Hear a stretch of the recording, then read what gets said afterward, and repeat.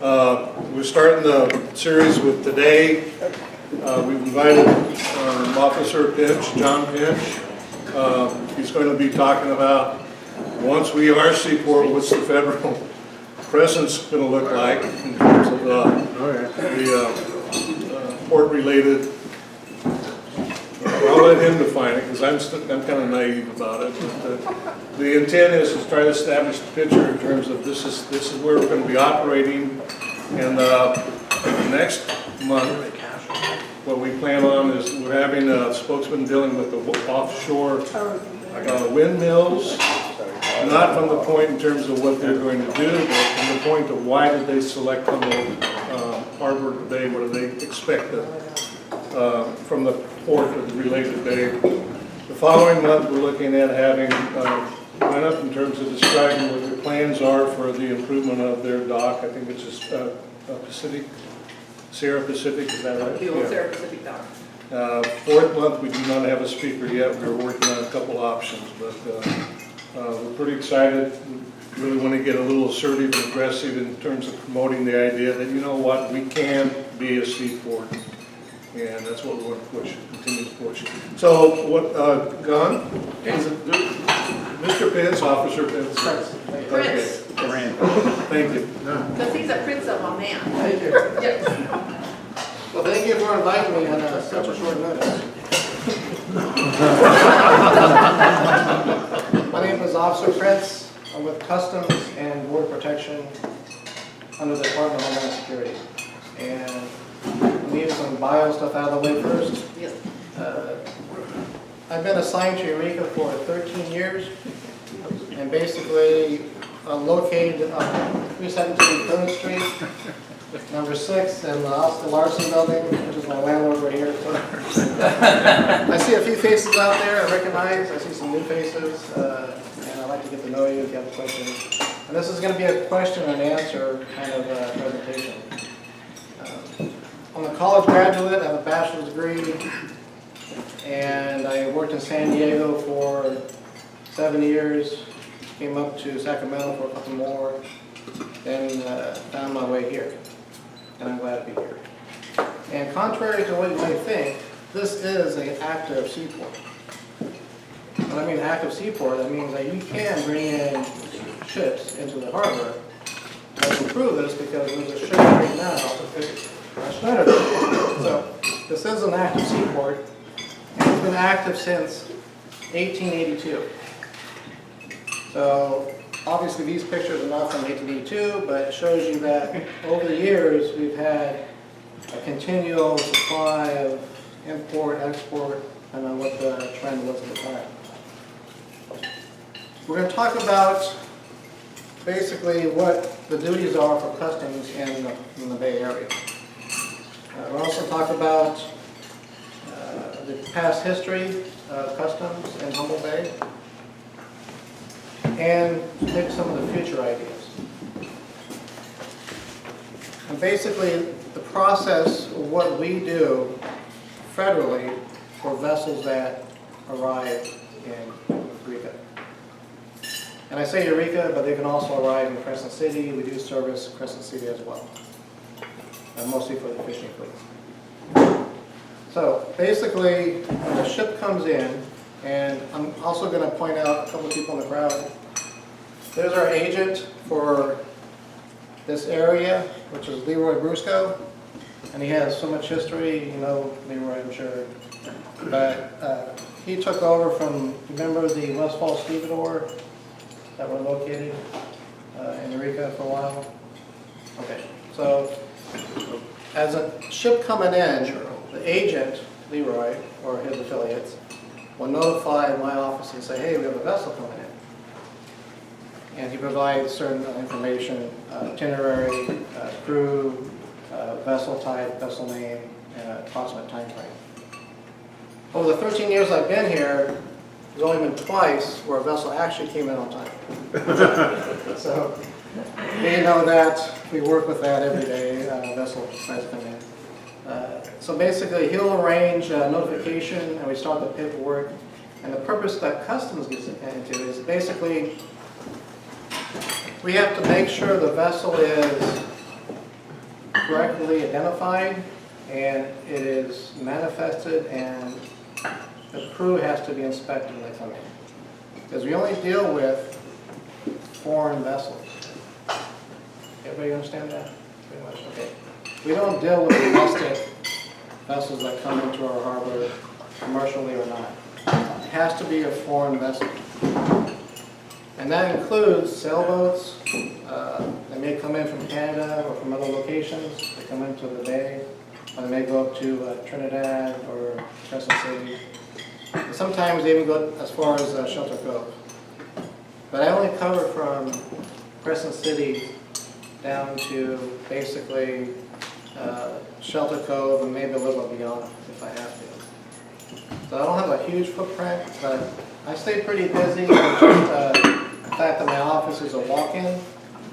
You can walk in off the street, get information either for immigration, customs, or agriculture, or travel purposes. If you want to register a vehicle that you bought in another country, or register your firearms if you're going hunting out of the country. So you won't find too many storefront CBP offices anymore. There's like 5 left in the nation. So, you know, be aware that we do have that facility office located on 3rd Street that it's been there for 13 years, so we're fortunate, I should say that. Okay, and so I want you to throw out questions when you have a question. If I'm covering something, you have a question about it, raise your hand and just spit out the question. Don't feel like you can't spit out the question. Trying to get ahead of the ball game. Okay. We just wondered about these proposed hopefully windmill. Where would they be coming from? Vietnam, or they come from the States, or? We don't know. That's up to whoever is importing it. I was in Sacramento, and we did have a lot of windmill blades come in to Sacramento. I think they went to maybe a location in the Bay Area. But we don't get into where they come from. We're more reactionary. So when an importer decides to bring in a product or anything from outside the U.S., then we respond basically, is there a tariff on it? Is there any problems with that vessel coming from that country? That kind of stuff. Any other questions? Okay, we'll keep going. I want to talk about the history a little bit too. I do have in my office really nice kind of a listing of chronologically of all the customs port directors that have been here from day one. There's only been 25. I'm number 25. So 24 for me.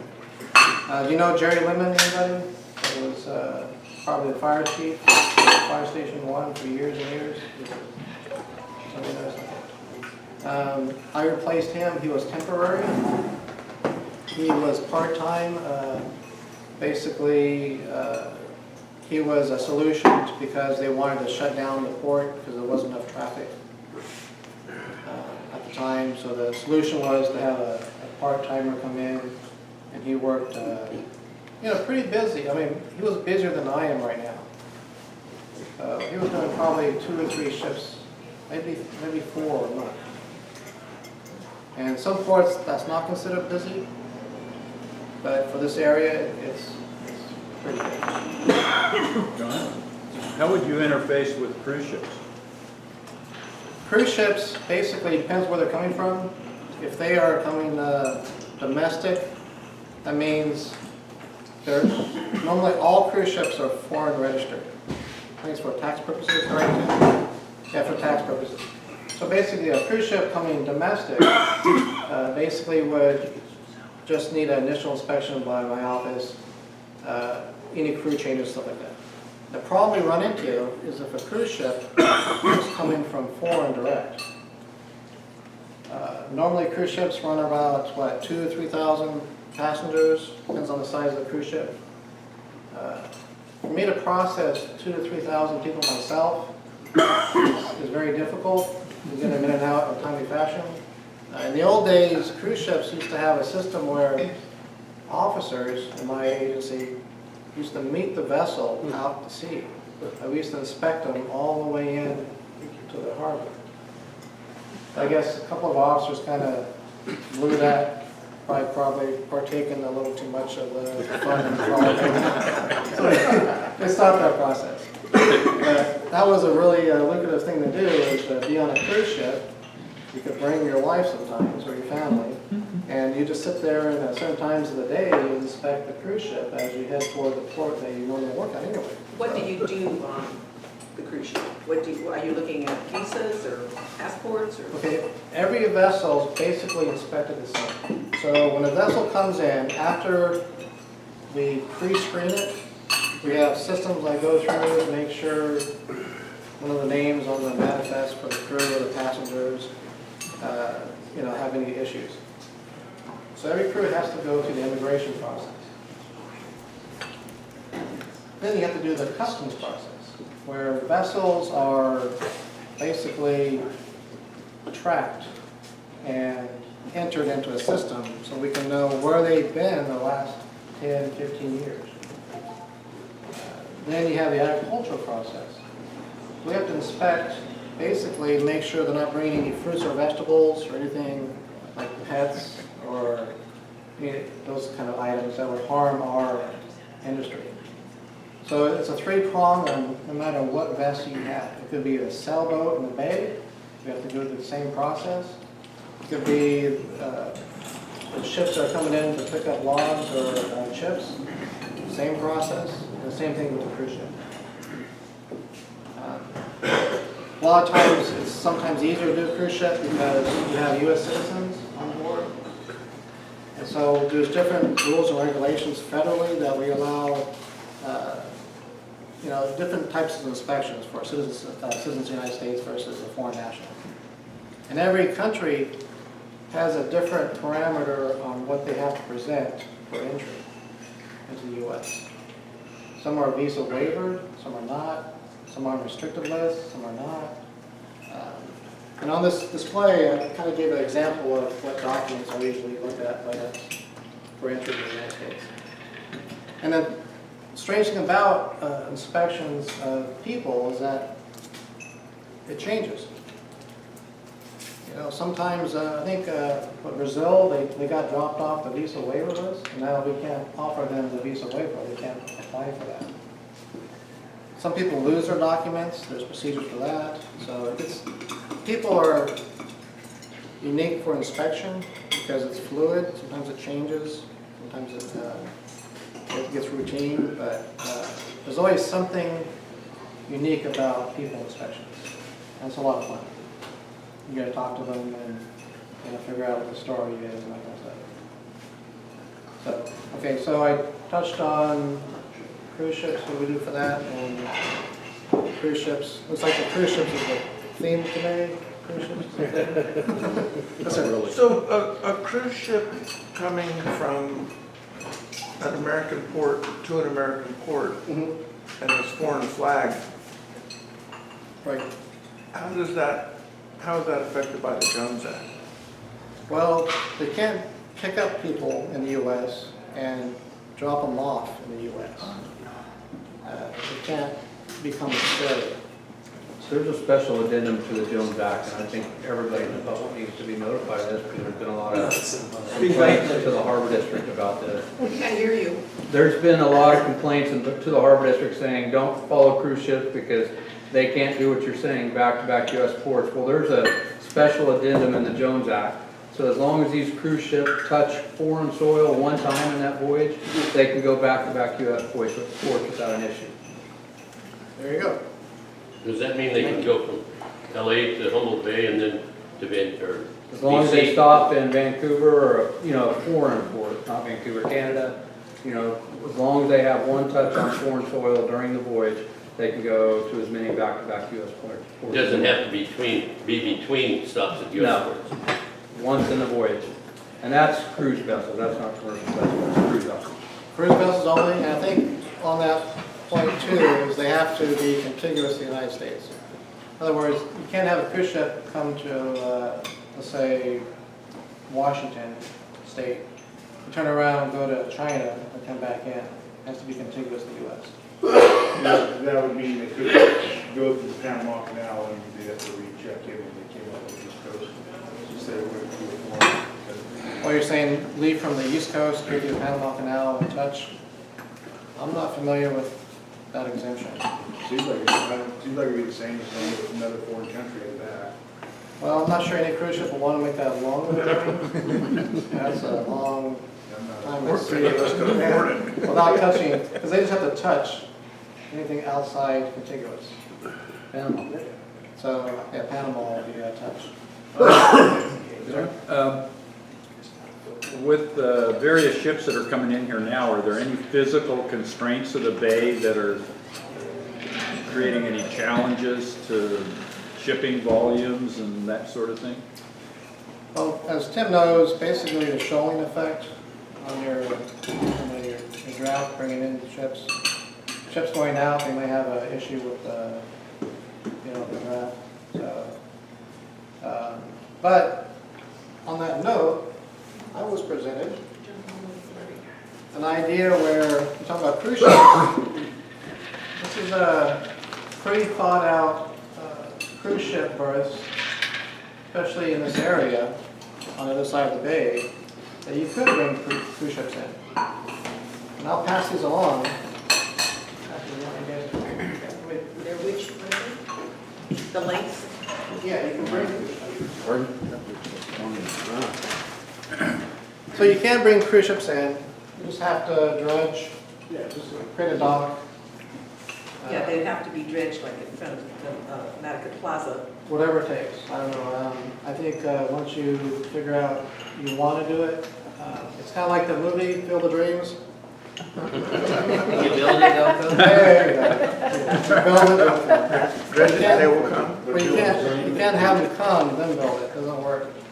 John, we've been told that the first ship coming in is only 200 passengers only, so it's going to be a very small ship. So they're not going to have any problem wherever they want. But I'm assuming they're going to be going to Schneider Dock, right? And some cruise ships are privately owned, which means they fall under different regulations for our inspections. Okay. My understanding, that ship may make it in, but other than that, we're gonna use the dredge, not only works them apart, but trail getting in and out. Depends how deep draft it needs, that's all. The deeper, the bigger. Right, the heavy draft. You can have a big boat, but it's light, it won't do that. So, So how many people are in your office? besides myself, Right. I'm it. Basically, I took this job as part-time when Jerry Lemon, he retired. I took it part-time, my first time I got the key and put in the door, they said, oh, you're full-time now, okay.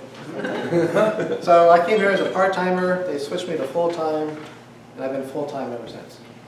So when a bigger cruise ship comes in next year, Right. you're going to inspect papers of 1,500, 2,500 tours by No, yourself? in fact, we're dealing with Willoughby Island Marina, Humboldt Bay Harbor District.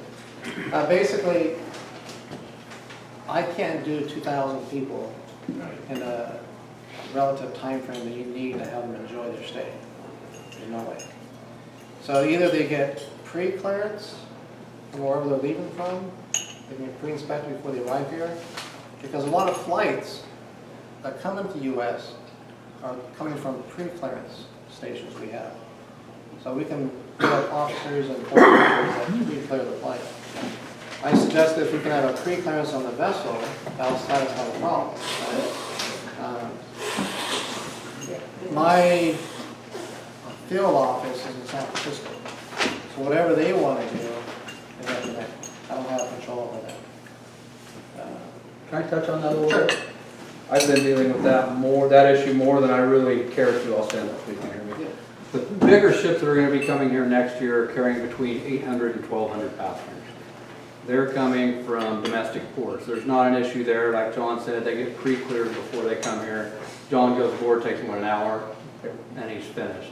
The issue we're having, and it's nothing to do with John, John's been working very hard to help us, but we do need help if you know others that can help us, is on the ships, and we had one that wanted to call Humboldt Bay in September of this year.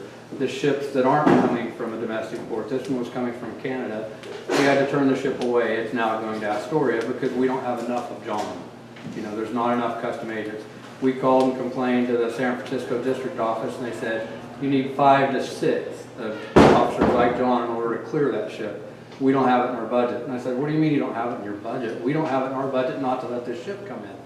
And so, in the fight back and forth with them on that, the district recently wrote a letter to Huffman's office, and they're going to try to help us with this matter, because unfortunately this is one of the lines we've really been targeting, because it's the size of ship that's around that 700, 750 foot range that really fits well into Humboldt Bay, and they have a lot of them. And so that's the issue we have. So if you have any connections at Huffman's office, write a letter and say, help us out on our customs issue. Again, nothing on John. He's tried to help us in this issue, so not being derogatory towards him at all. He's actually been very helpful, but I'm learning more about that than I would like to right now. Do you have any, like, letter examples we can write, we can all send him, Mr. Huffman? I can work on that. I don't have one with me, but I can work on that. I'll get one to the group. Okay, thanks. Yeah, I'm glad you brought that up, because that's kind of the issue that we're looking at. I think one of my key questions to lead you off is at what threshold in terms of the activity here will it take to expand your office beyond the one-man office? And then what do you need, going on the basis that we are going to grow up, we're going to have an active port here, what do you need in terms of support of having a good office that you envision you like to have? But absolutely, what we'd like to do is, how can we help? How can we get something going on here? Thank you. That's a pretty complicated question. Basically, we're reactionary. So you have to have traffic in order to increase our manpower for customs. Everything is run by stats for customs. In other words, if I retire today and I leave the port open for maybe somebody else to take my spot, San Francisco may or may not decide to staff it. Because if you try to open a port today without having customs presence before, this will not satisfy the requirement for traffic use. You'll be denied customs service here. So we're sort of grandfathered in? You are. And basically, I hope within 5 years, when I get ready to retire-ish, there is a little more traffic, or maybe they allow another officer to come up here. But if I retire and they don't restaff it, it's going to be like pulling teeth to get your services back up and running. Say that again, the last part? If I retire and they don't restaff my position and shut down the port because of traffic issues, traffic being not enough, it'll be really hard to fire it back up to get customer service in this location. And I've been, over the years, I've been pushing the fact that we've been here since 1882. And I've documented, I've sent them all kinds of neat stuff, and the city actually last year gave me a little thing where I made it June 16th as the anniversary, 135 years customs been in. So Frank Yeager signed a nice little proclamation. So I try to push those things out there to show that there is a lot of history in the customs, and let's hope it doesn't go in the big one. I think with the way you put it, it sounds like not a threat, but if we don't have enough shipping here after you retire, by the time you retire. I'm just giving you a cautionary thought that basically there is a potential tomorrow they could cancel my position here if they wanted to. But the good point on the side of Humboldt is it takes a congressional act. So somebody in Congress has to write, we're going to shut down the port. They don't do it. It would be, is that what you mentioned, this potentiality? Right. Is that somehow stated in writing somewhere? Well, just a fact. I mean, if I retire, Based upon the law or based upon? well, if you go back to Policy. the, no, you go back to the history when they tried, San Francisco tried to shut down the That's the port data before. center, I hear you. The only reason why they kept it open Well, was that's why- the congressman at the time That's why I wanted was to. able to get a Put that part-timer on up the there. table, is that something we need? And here's the problem, we don't hire part-timers anymore. There's no more part-time customs officers. Well, I think it's been. So I'm not sure what they would do to justify Hearing, right? keeping the port open. Do And you I'm know just what- worried, Do you know what the threshold is for shipping? How much? Is there a, because we've heard that there's a tonnage requirement right, for dredging, it's but not the nothing same, about that. well, you sure it's tonnage only for the Army Corps? They probably have a number of vessels that. Do you know, Jim? I didn't hear that. Is it tonnage for the Army Corps that we have, we're supposed to have a certain amount of tonnage for shipping? I think they based the dredging on that, yes. For the dredging, yeah. But the tonnage is basically based on how many vessels utilize the harbor. So the number of vessels also comes into play. The more tonnage, which means more vessels, Right. then more vessels, whatever tonnage is based on the Army Corps. But right now, I believe that we're under tonnage by a lot, but they're still doing it. They're still dredging us, even though we really don't have the amount of shipping that they like. But you're another story, like if you're not here, then it doesn't matter whether we get dredged or not, because we won't be able to, we won't be open for business. Unless they were US-based commercial vessels bringing in. Yeah, I'm just foreign, so. yeah. We have a question here. Sure. Yeah, let me reiterate this, make sure I got it straight. Other than the local tourism in the States, that's great.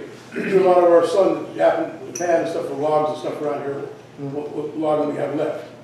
So, we're all, with the operation here, we're in the dredging and commercial infrastructure and stuff. And I'm the e-board map this area, so I'm thinking, we're always thinking about jobs, how we can create, and everybody gets to vote on the platform. Vote for me, we'll create life jobs, and so you can support yourself. And I've been raised here all my life, I had to look out there, I'm home here because it's hard nothing around here as far as union work is fast. So it's just, here it is, I'm glad I came here today because we're all thinking about how, the railroad, the highways, how we can get the shipping, how to get things out of here. And it sounds like we just tripped over this thing by accident.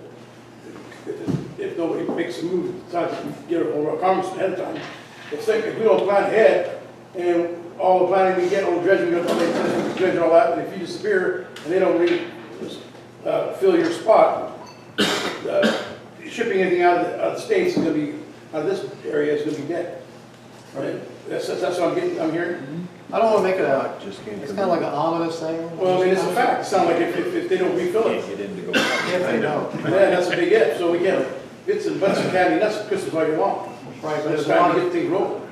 the dredging has been done, so ships are starting to come in But more. I'm talking about now, we need on a congressional platform to make sure somebody fills your spot in the future instead of waiting this to be a chance. Well, it's not just filling my spot. They look at what ship activities happen in the port.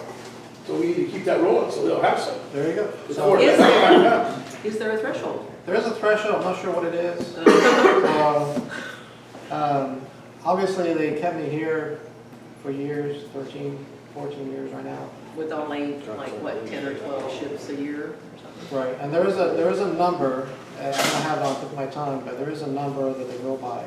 And it's kind of derived from airport usage, because a little history on airports is, let's say you want to make McKinleyville International Airport, which it could happen. So you have to have the airport buy-in, but you have to supply customs with a facility. You have to have like primary, secondary, certain kind of structural blueprint to use. Then it takes a while for the airport to have enough traffic to justify getting out of the user fee. When I say user fee, that means that the airport pays for the customs salaries. So it's really not cost effective unless you have a lot of traffic of aircraft coming in. So you're going to pay all the salaries, you're going to pay all the requirements of the facility, you're going to pay all the overtime. when San Francisco or Sacramento did their rebuild of their international terminal, it took them a little bit to get out from under the user fee to where the government had to start paying and let the airport not have to pay for the services. So it gives you an idea, kind of the same with vessels. We have a question over here a little bit. On the East Coast, there are over 30 strategic ports. And on the West Coast, I've heard there's only 4. And Well, strategic is a word you're using in what context? I've heard as far as the military can use them, or if there's a disaster, national disaster. Okay, that's way above my pay grade, so. Well, Homeland Security seems like they'd be interested in it, in Yeah. that if someone was to scuttle a ship under San Francisco Bay in the channel, there'd be nothing on the West Coast for 400 miles. And it seems like, I'm just wondering if that's on the radar of Homeland Security, that Humboldt is an ideal place for another strategic port if there was some infrastructure put in here. I'll buy that. It seems like an excellent argument for you to keep your job and encourage support for the infrastructure that could help that out. One more short question. Yes. We have a next question. You know, this is sort of that chicken or the egg question that so much of rural America is facing though. I mean, the only reason we have dairies in Humboldt County is because we already have a creamery. Our milk would not be cost effective if it had to be shipped to Sacramento to be processed. And, you know, it's like, you know, if you don't have the volume, you can't have a port. If you can't have a port, how can you ever get the volume, you know? So that's just a kind of a point. I think everybody here understands that point. But the second point is that this port and the viability of our port is a very important emergency asset here, because we live just off the Cascadia Fault. If there ever is an 8.5 or something that has historically happened, how many people think that 101, 299, and 36 are going to be open? The port is going to be how we get food and medical supplies. And then maybe they'll fly medical supplies. And the bulk items that will have to come in to support life in Humboldt County after that kind of catastrophic event will have to come to the port.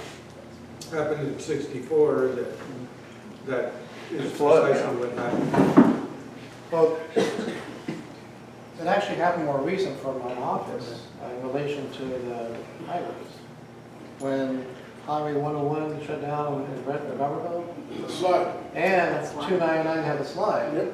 I was landlocked per se if I didn't go 36. Chris, see, fall anytime. Right, so my superiors in San Francisco were confused. They're like, well, what do you do? I was like, well, I just stay here. You know, they were panicked, and every time there was an earthquake, I get a phone call on my phone saying, are you okay?